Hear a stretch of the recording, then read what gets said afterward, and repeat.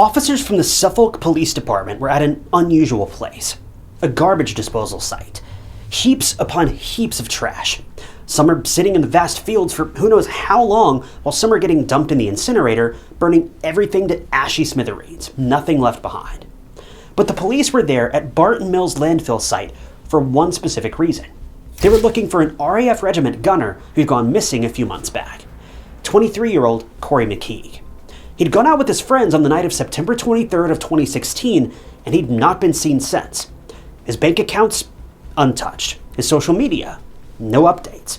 His phone, silent, and it was pretty much the only thing that led investigators here in the first place. The detectives had spent the last 2 months sifting through trash in a neighboring landfill site. 2 months of searching and no answers. But soon, they did find something. It was in April of 2017 when one of the police officers noticed something in a nearby pile of trash. It was dirty, but it was too round at the top to just be ordinary trash, and something about this shape was just off. To the police, it looked like something else, like a head, a human head. The tragic case of 23-year-old Corrie McKeague is a rabbit hole of assumptions, speculation, and some of the most bizarre stories you've ever heard.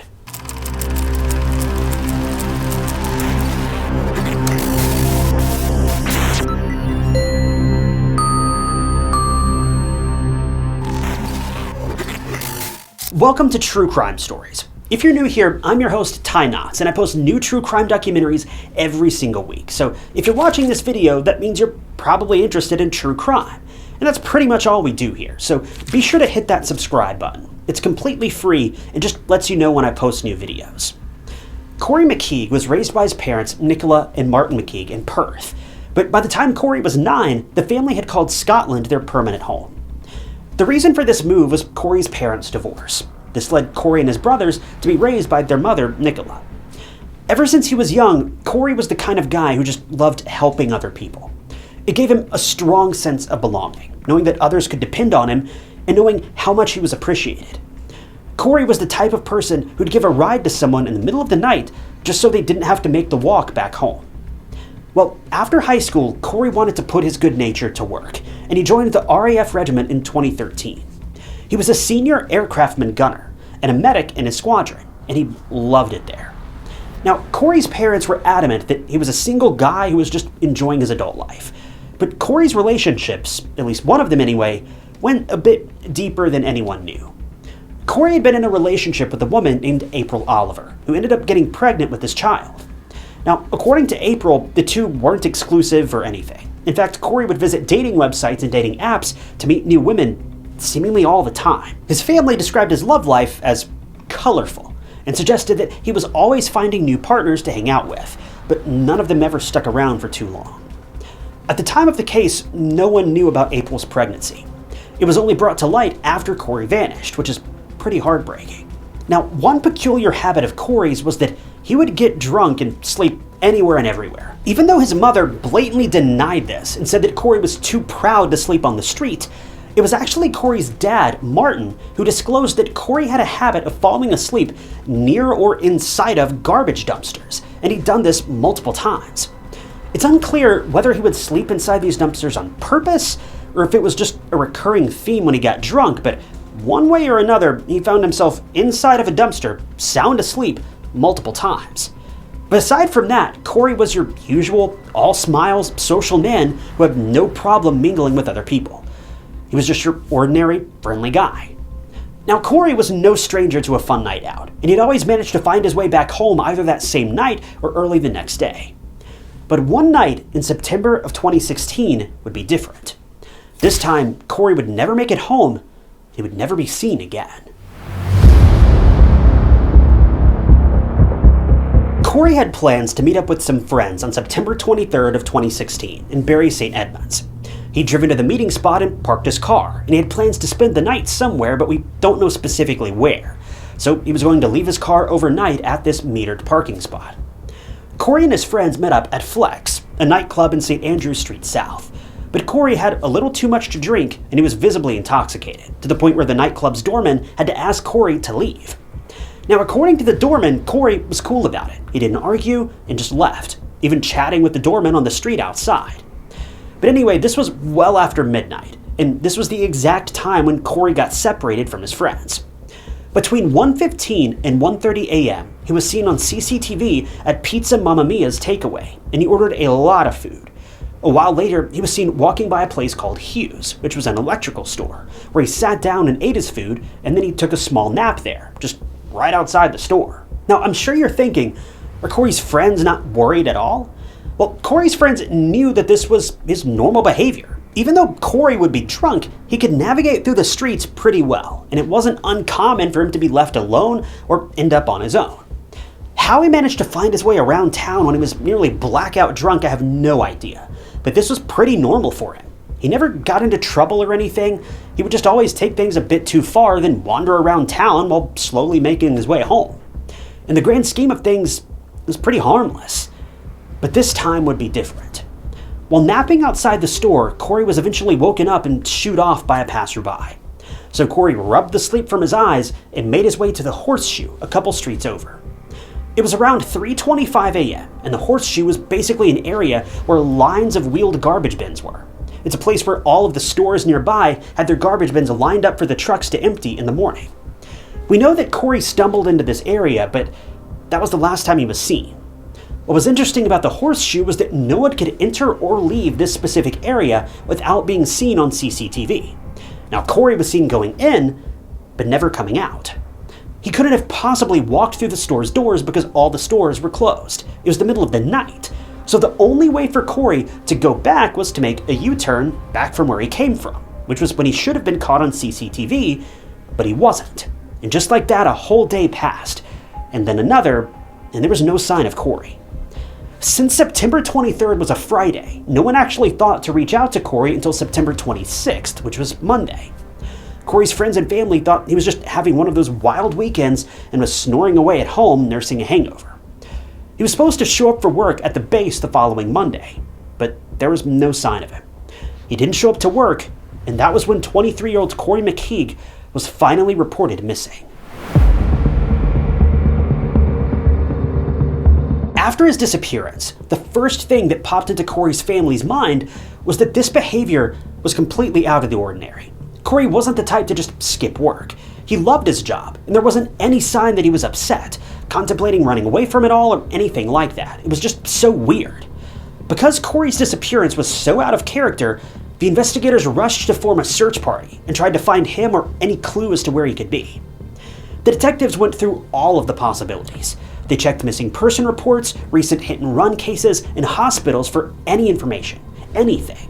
But there was no sign of Corrie. The investigators also talked to Corrie's friends, who were with him the night that he disappeared, and that was when they honed in on the Horseshoe. There was a lot of footage to go through. Almost 2,200 hours of footage was checked by the police, and they all saw the same thing. Corrie went into the Horseshoe, but was never seen coming out. The police were going through all sorts of scenarios. Was there someone in the Horseshoe waiting for a victim? Was Corrie kidnapped and taken somewhere out of sight?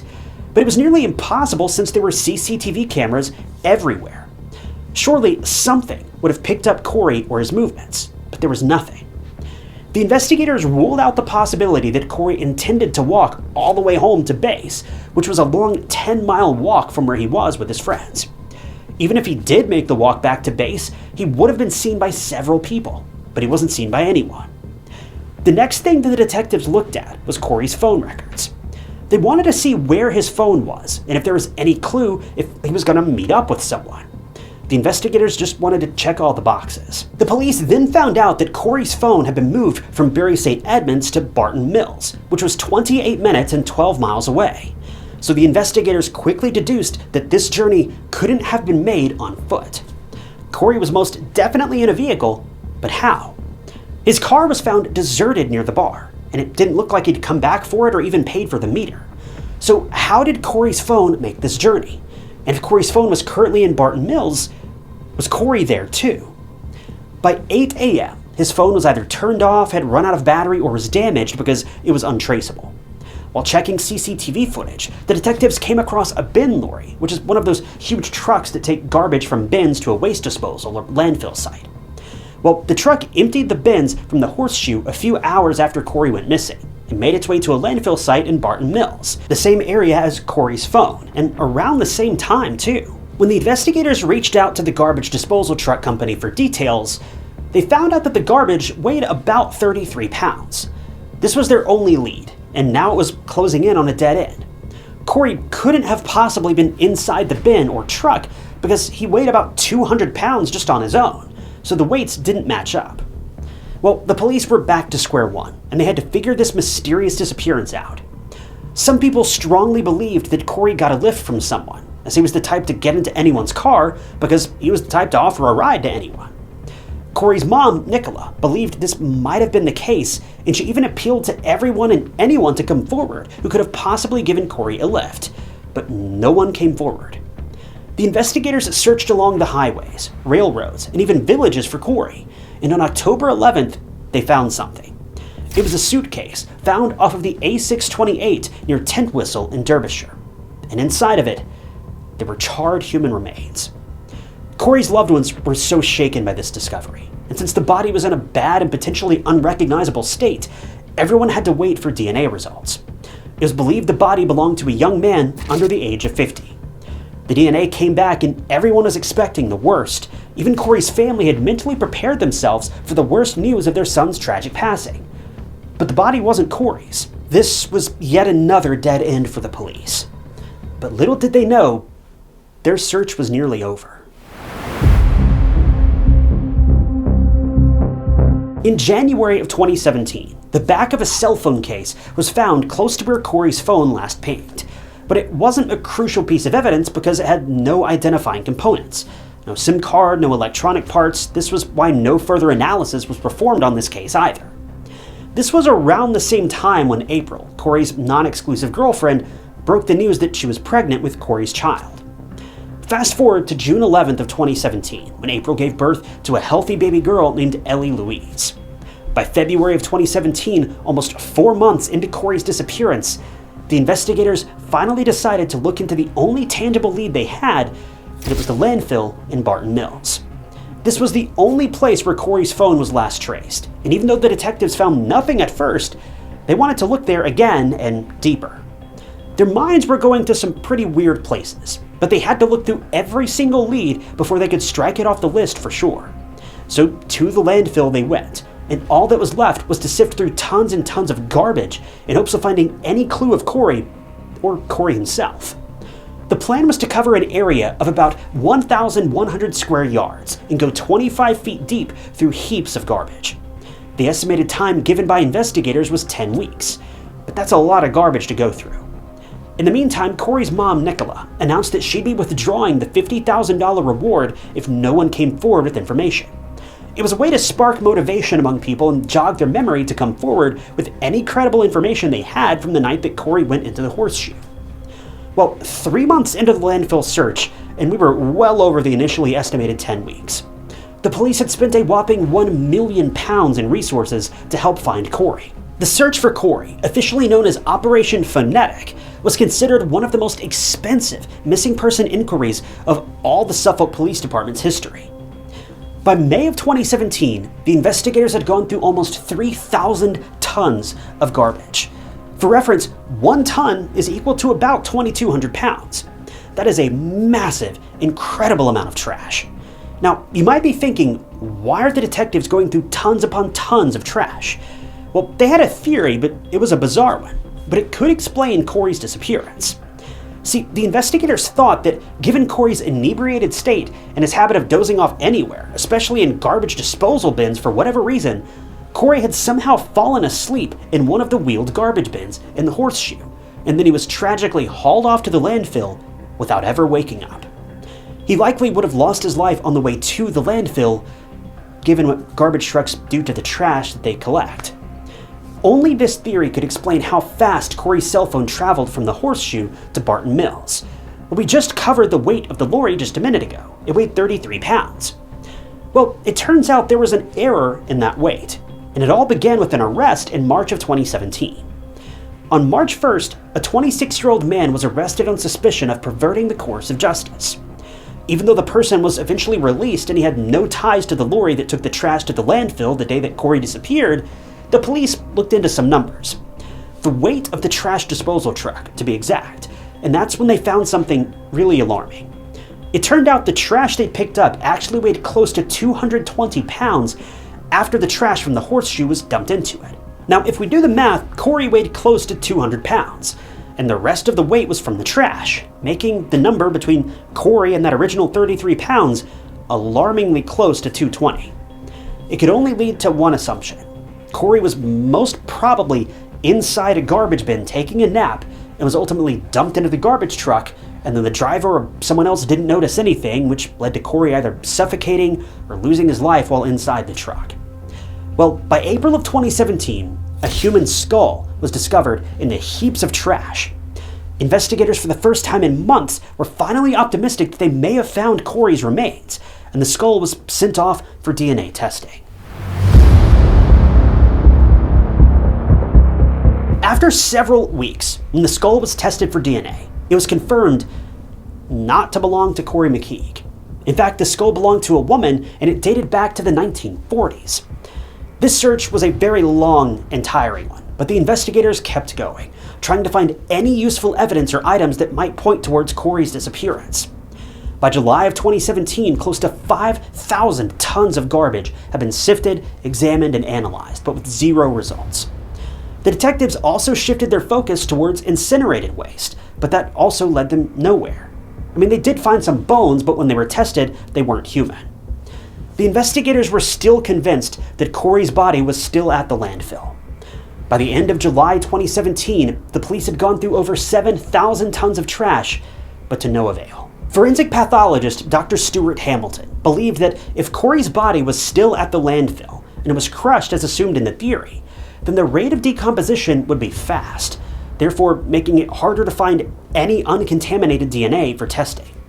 So it was safe to say things weren't looking good, and the chances of finding Corrie were diminishing even further. By the end of July 2017, the Suffolk investigators announced that they'd be ending the landfill search and that they couldn't find any clue of Corrie. 2 months after the first landfill search, in October of 2017, the detectives conducted another search in a landfill that was close to the previous one, at Milton in Cambridgeshire. The investigators believed that some of the waste had been moved from Barton Mills to Milton around the time Corrie disappeared, and they wanted to check there too.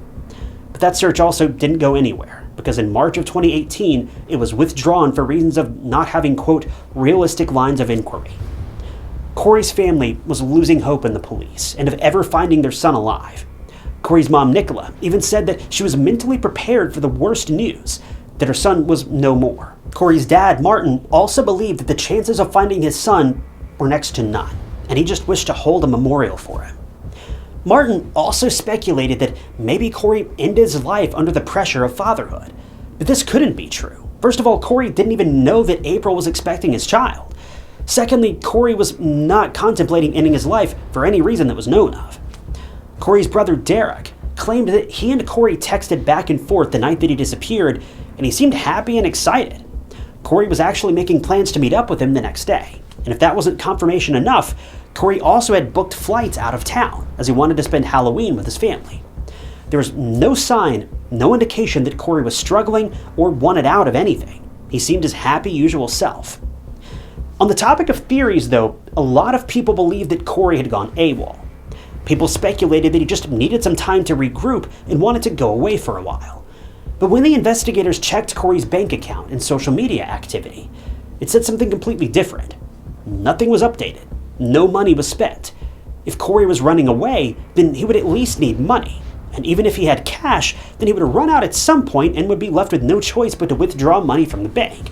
But as of December 2016, nothing had been touched. Some people tried to connect Corrie's disappearance to a serviceman's kidnapping at RAF Markham in July of 2016. But the detectives came forward and stated there was no link between these two incidents. The McKeague family, on the other hand, had their reservations about the investigators and how they researched Corrie's disappearance. First of all, Corrie's family believed that the police only checked CCTV footage from Saturday morning up until about 12 p.m. Nicola believes that there could be the possibility of Corrie walking out of the horseshoe sometime later in the day. But sometime later, Nicola updated on Facebook that the Suffolk police had shown her footage from various times, and there was still no sign of Corrie. Also, the weight of the lorry was only unusually high that one time when Corrie disappeared. Other than that, the weight would teeter between 44 and 66 pounds on average, sometimes even less than this. So it only solidified the theory that Corrie was in fact in a bin when it was emptied into the truck, and that was when he tragically lost his life. In the end, an inquest was conducted on March 7th of 2022 at Suffolk Coroner's Court in Ipswich. It lasted a little over 2 weeks, and on March 22nd, it was concluded that Corrie McKeague had unfortunately lost his life in a commercial waste bin after it was emptied into the truck. Although his remains were never found, the jurors officially stated that Corrie lost his life at about 4:20 a.m. when the bins were dumped. His passing was a simple accident. No one was to blame. This case was so confusing. Our true crime brains are wired to think that whenever a person disappears or goes missing, then there's some sinister reason behind it. But Corrie's case, as tragic and unfortunate as it is, was really an accident. We can only hope that Corrie's family is moving on from this tragic and unbelievable loss. Corrie was just out having a good time with friends, as he'd done multiple times before. But this time, an accident, not a murderer or a monster lurking in the streets, took his life. Guys, I can't stress how important it is to look out for people, especially when they've had too much to drink. It doesn't matter if they've done this 1,000 times and they're always fine. That's not the point. If someone's out of their mind, inebriated in any way at all, look out for them. Don't make assumptions. Now, I'm not blaming Corrie's friends at all, not for 1 second. They had no way of knowing this was going to happen in the slightest. But after hearing today's story, you do. You know what can happen. So don't let it happen to someone you care about, or someone you see walking down the street blackout drunk at an odd hour. Call for help.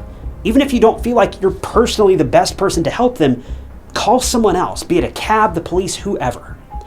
Accidents can quickly turn lethal, and what happened to Corrie is a painful reminder that he was all alone, confused, and drunk out of his mind, and it led him to make unreasonable decisions that led to very tragic outcomes.